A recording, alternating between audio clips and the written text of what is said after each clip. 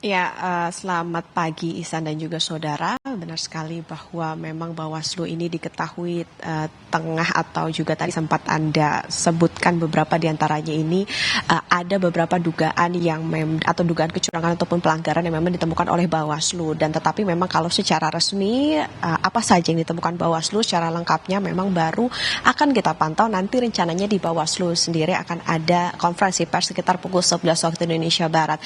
Kalau menurut agenda nanti akan dihadiri langsung oleh Ketua Bawaslu yakni Rahmat Bagja bersama dengan sejumlah anggota, dan nanti yang akan dibahas adalah hasil pengawasan pungutan hitung surat suara dalam pemilu 2024.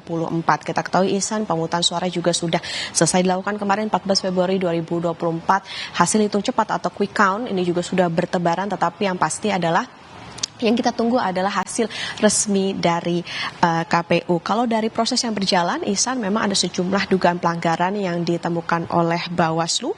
Misalnya saja surat suara yang tertukar antara pemilihan DPRD Kabupaten Kota di beberapa tempat. Kemudian juga yang tadi sempat Anda sebutkan, bahkan sampai harus direkomendasi untuk pemungutan suara ulang di Kuala Lumpur, Malaysia.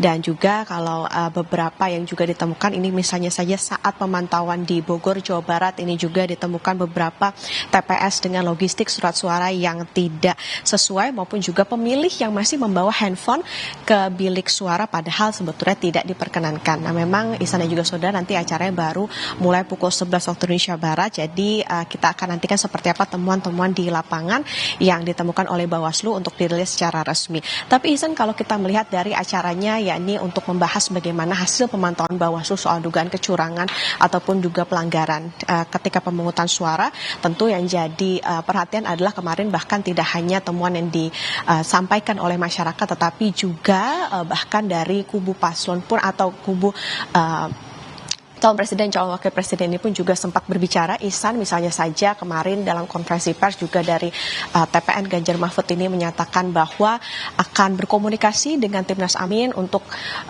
membuka ataupun mengumpulkan bukti-bukti maupun juga mengusut dugaan pelanggaran yang ditemukan oleh masyarakat. Jadi nanti kita tunggu saja Ihsan apa yang akan disampaikan oleh Bawaslu soal ini. Dan juga kalau kemarin kita pun juga sempat mendengar bahwa Presiden Joko Widodo setelah mencoblos di TPS Gambir ini juga sempat mengatakan bahwa jika memang masyarakat menemukan adanya pelanggaran dipersilahkan untuk melapor ke Bawaslu, dan jika memang belum puas dengan pelaporan ke Bawaslu bisa mengajukan gugatan ke Mahkamah Konstitusi. Jadi tentu Bawaslu menerima seluruh aduan masyarakat termasuk juga temuan-temuan yang ditemukan sendiri oleh Bawaslu, dan apa nanti hasilnya secara resmi, apa saja yang ditemukan dan dugaan-dugaan pelanggaran apa saja yang mungkin yang terjadi ketika masa pemilu ini, kita akan nantikan di konferensi pers pukul 11 waktu Indonesia Barat nanti. Ihsan? Terima kasih Okta, kami akan menantikan apa yang akan disampaikan oleh Bawaslu siang ini. Terima kasih Putri Oktaviani langsung dari Bawaslu Jakarta. Kita juga akan menuju kantor Komisi Pemilihan Umum